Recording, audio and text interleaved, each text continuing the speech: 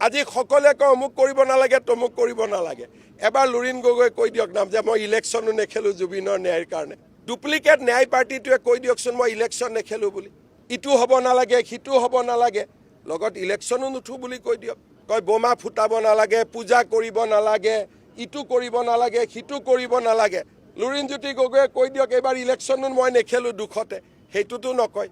এই গোটেই ডুপ্লিকেট যিটো ন্যায় পাৰ্টি তেওঁলোকৰ লক্ষ্যটোৱে হ'ল ইলেকশ্যন কিন্তু আমি হৈছোঁ অৰিজিনেল ন্যায় পাৰ্টি জুবিনদাৰ ন্যায়ৰ লগত ইলেকশ্যন খেলা নেখেলা কি সম্পৰ্ক আছে মই বুজি পোৱা নাই এইটো এটা প্ৰমাণ কৰে আপোনালোকক ইয়াতকৈ আৰু কি ডাঙৰ প্ৰমাণ লাগে ৰাজনীতি কোনে কৰি আছে নিৰ্বাচন খেলা নেখেলা ভোট ৰাইজে দিয়া নিদিয়াৰ লগত জুবিনদাৰ ন্যায় প্ৰতিষ্ঠাৰ সংগ্ৰামৰ কি সম্পৰ্ক আছে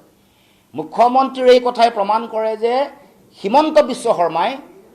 জুবিনদাৰ এই কথাবোৰক লৈ ৰাজনীতি কৰিব কৈছে ৰাজনীতি কোনে কৰি আছে ৰাজনীতি যদি কৰি আছে মুখ্যমন্ত্ৰীয়ে কৰি আছে কাৰণ জুবিনদাৰ ন্যায়ৰ লগত কেতিয়াও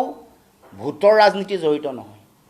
জুবিনদাৰ ন্যায় প্ৰতিষ্ঠাৰ লগত কেতিয়াও নিৰ্বাচন জড়িত নহয় এইবোৰ কথা কোনে কৈছে মুখ্যমন্ত্ৰীয়ে কৈছে আৰু জুবিনদাৰ নশ্বৰ দেহটো গ্ৰহণ কৰাৰ দিনটোৰ পৰা সময়কণৰ পৰাই তেওঁ ৰাজনীতি কৰি আছে ৰাইজেতো দেখি আছে ডুপ্লিকেট ন্যায় বিচৰা পাৰ্টি মুখ্যমন্ত্ৰী হিমন্ত বিশ্ব শৰ্মাই নিজে মনত ৰখা দৰকাৰ তেওঁহে ডুপ্লিকেট আছু আছিলে তাৰপিছত তেওঁ ডুপ্লিকেট আলফা হ'ল তাৰপিছত তেওঁ ডুপ্লিকেট কংগ্ৰেছী আৰু মই আজিয়ে কৈ থৈছোঁ সময়ৰ ইতিহাসত এইটো লিখা থাকিব হিমন্ত বিশ্ব শৰ্মা ডুপ্লিকেট বিজেপি হিচাপে প্ৰতিষ্ঠিত হ'ব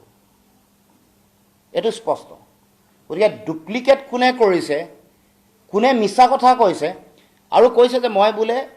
মিছা কথাৰ মেচিন হেনো তেওঁ গোটেই জীৱনটো মিছা কথা কৈ কৰিছে তেওঁ মিছা কথাৰ তেওঁ মেগা ফেক্টৰী এটা মুখ্যমন্ত্ৰী ডাঙৰীয়াক কৈছোঁ